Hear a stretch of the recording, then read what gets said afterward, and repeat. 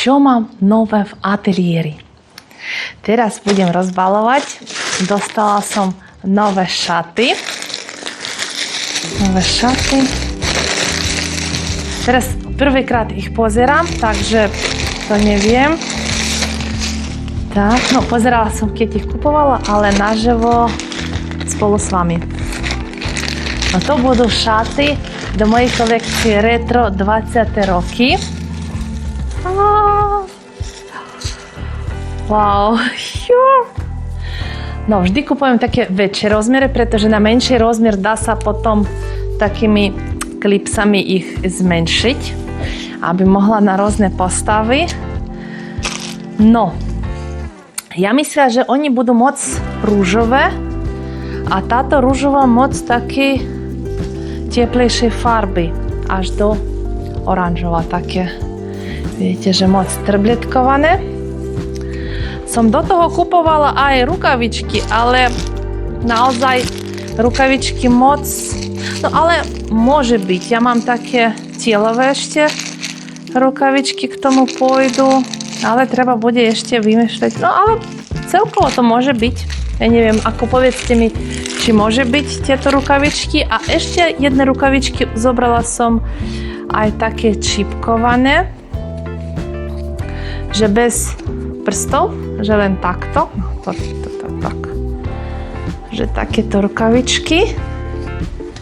Dá sa ich, no neviem, či k tým šatom budú hodiť, či nie. Napíšte mi v komentároch, čo ste myslíte, či napríklad pôjdu tieto rukavičky rúžové, či to budú už moc rúžové rukavičky. Že takéto, či pôjdu k tomu, či nie. No môže, alebo môže nejaké inej farbe. Napíšte, aké by ste rukavičky dali do týchto šat. Takých 3. Ale určite, čo k týmto šatom pôjde a veľmi dobrá farba sedí, to je čelenka. Presne tiež k týmto šatám som vyberala, aby to hodilo. A čelenka tiež myslela, že bude taká viac rúžová, ale naozaj čelenka, no, perfektne. K týmto šatom bude ten obraz, no môžem aj na sebe dať, že toto bude niečo také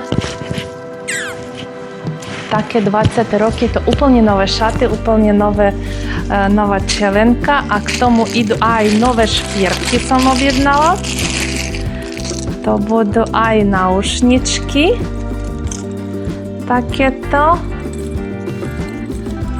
no, aj náušničky k tomu budú, aj nové také perličky so zlatom, aby niečo mali sme nové. Ale rukavičky by som, myslím, že dáme nejaké iné. Ja mám také viacej do zlata. Rukavičky, ak týmto šatám budú hodiť, ja myslím, že najlepšie. Takže napíšte mi v komentároch, či chceli by ste sa vyfotiť v týchto šatoch, v nových, v štýle Retro 20. roky. A keď už ste myslíte, že môžete sa rozhodnúť, napíšte mi správu a dohodneme sa vaše fotenie, kto bude prvá v týchto šatoch a v tomto outfite. Napíšte mi správu a budete prvá.